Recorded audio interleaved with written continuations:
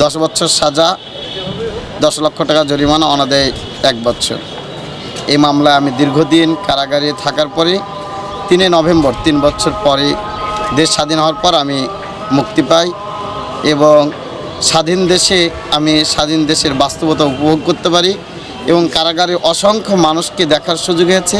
মিথ্যা মামলায় কিভাবে মানুষকে অত্যাচারের শিকার করা হয়েছে, কিভাবে মিথ্যা মামলার নামে গ্রেপ্তার বাণিজ্য করা হয়েছে এবং তাদের পরিবারকে হয়রানি করা হয়েছে। আপনি আদৌ ফেসবুকে কি লিখেছিলেন যার কারণে আইসিটি মামলা হয়েছিল? আদৌ ফেসবুকে কিছুই ছিল না, কিন্তু তারা একটা মিথ্যা অভিযোগকে মানে মিথ্যা ইস্যুকে কেন্দ্র করে, ইস্যুটা ছিল এরকম যে বাপ বেটার কৌতুক আজ থেকে 30 বছর পরে আব্বু আওয়ামী লীগ কি, এটি কোথায় পালি, ইতিহাসের পাতায়। এই একটা কথোপকথনকে কেন্দ্র করে তারা এই মিথ্যা অভিযোগের অজুহাতে তারা আমার নামে মামলা দায়ের করে।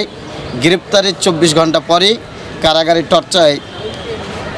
থানায় টর্চারের মাধ্যমে মামলা করে, তারপর তারা কারাগারে কোর্টের মাধ্যমে নিক্ষেপ করে। মুকিত ভাই, আপনি মূলত লিখেছিলেন কি ফেসবুকে?